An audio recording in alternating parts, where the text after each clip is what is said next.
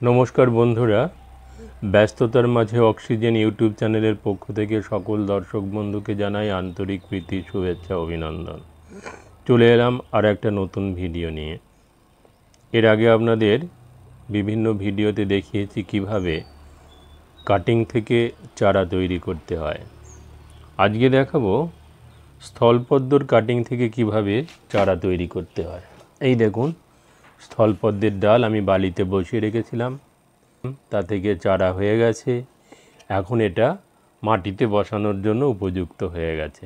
আমার কাছে দু রকমের স্থলপদ্ম আছে। একটা হচ্ছে সাদা, অর্থাৎ প্রথমে সাদা ফুটবে ভোরবেলার দিকটায়, তারপর সেটা 9:30 থেকে 10টার মধ্যে হালকা গোলাপি হয়ে যাবে।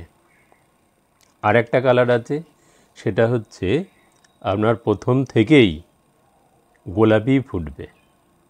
এই দুটো স্থলপদ্ম আমার টবেতে আছে এবং তা থেকে মাদার গাছ থেকে আমি ডাল কেটে নিয়ে বালিতে বসিয়ে রেখেছিলাম এবং বালিতে বসিয়ে রাখার পর সেগুলো থেকে চারা হয়ে গেছে।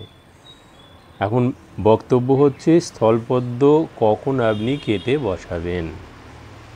স্থলপদ্মর ফুল হয়ে যাবার পর শীতের মাঝামাঝি সময় আপনি ডালগুলো ছাঁটাই করে দিন, পুনিং করে দিন যথাসময়ে। কিন্তু সেই যে পুনিং করলাম, সেই পুনিং করার পর ডালগুলো পুরো ফেলে না দিয়ে, কিছু তো ফেলে দিয়েছিলাম, প্রচুর আছে, তা থেকে কটা এরম ছোট ছোট এই 10 ইঞ্চি টাইপের ছোট ছোট টুকরো কেটে নিয়ে যে অংশটা আমি বালিতে বসাবো সেই অংশটা ছুরি দিয়ে একটু চেঁচে পরিষ্কার করে নিয়ে আমি বালিতে বসিয়ে দিয়েছিলাম। 20 দিন পরে তা থেকে শিকড় এসে যাবেই। আপনারা 20 দিন পরে বসাতে পারলে ভালো, না বসালেও কোনো অসুবিধে নেই। ওতে যদি নিয়মিত আপনি জল দিয়ে যান, যখন সময় হবে তখন আপনি শুধু তুলে বসান, তাহলে কিন্তু গাছগুলো একেবারে ঠিক থাকবে। যেমন আমি অনেক দিন আগেই বসিয়েছিলাম, কিন্তু তুলে বসাতে সময় পাইনি, কিন্তু এবার একটু সময় পেয়েছি তাই তুলে বসাচ্ছি। দেখুন, এই যে বালিতে আমি বসিয়ে রেখেছিলাম দুটো ডাল,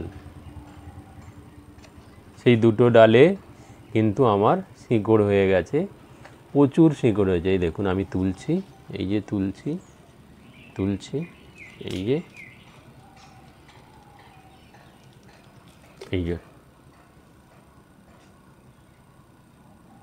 এবার এটা আমি এই যেমন বসিয়েছি, এই যে যেমন বসিয়েছি সেরকম এটাও বসিয়ে দেব। এখানে আর একটা বসিয়েছি, দেখুন, এই যে এইটা এবার এতে আমি বসাবো। দেখুন,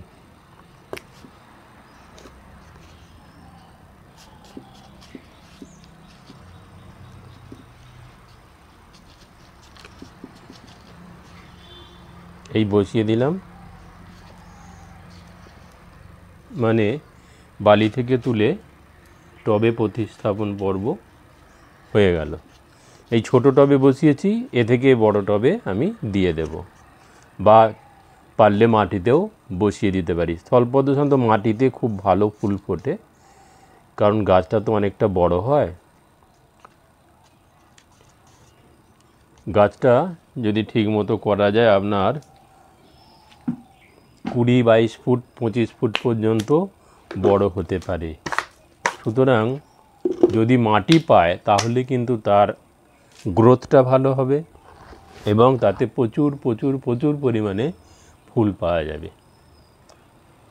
আর এইভাবে আপনারা এ থেকে চারা করে নিতে পারেন। তবে খেয়াল রাখবেন, ডালটা কাটবেন 10 থেকে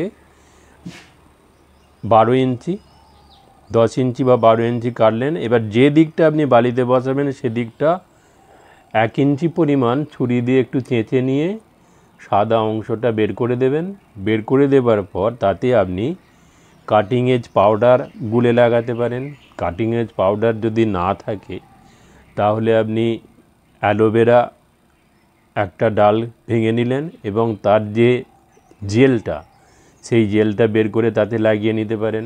সেটাও যদি না থাকে, রান্নাঘরে যে রসুন আছে সেই রসুনের একটা কোয়া আপনি বের করে নিয়ে এলেন এবং সেটা কেটে ভালো করে ওই ঘষা জায়গাটায় লাগিয়ে আপনি বালিতে পুঁতে দিন, তাহলেও গাছ হয়ে যাবে। আপনি যদি বালিতে নাও পুঁতে দেন স্থলপদ্মর ডাল, তাহলেও অসুবিধে নেই। আপনি যদি কোনো একটা সামান্য টবেতে, কোনো একটা ছোট টবেতে একটা ডাল পুঁতে দিন, দিয়ে সেটাকে নিয়মিত জল দিন, মানে মাটিটা যেন সদা সর্বদা ভিজে অবস্থায় থাকে, তাহলেই কিন্তু তা থেকে গাছ হয়ে যাবে। 100% গাছ হবেই। বালিতে বসিয়ে শিকড় করতে হবে এমন কোনো মানে নেই। মাটিতেও যদি আপনি বসিয়ে দেন একটা ডাল, ওই 10-12 ইঞ্চি ডাল কেটে নিয়ে ওইভাবে আমি যেভাবে বললাম সেইভাবে যদি আপনি বসিয়ে দেন, তাহলেও কিন্তু চারা হয়ে যাবে।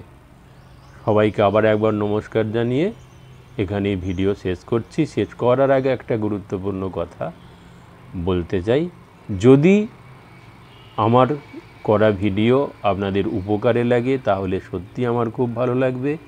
আর যদি ভিডিওটা আপনাদের ভালো লাগে তাহলে লাইক, শেয়ার, সাবস্ক্রাইব করে দেবেন অনুগ্রহ করে।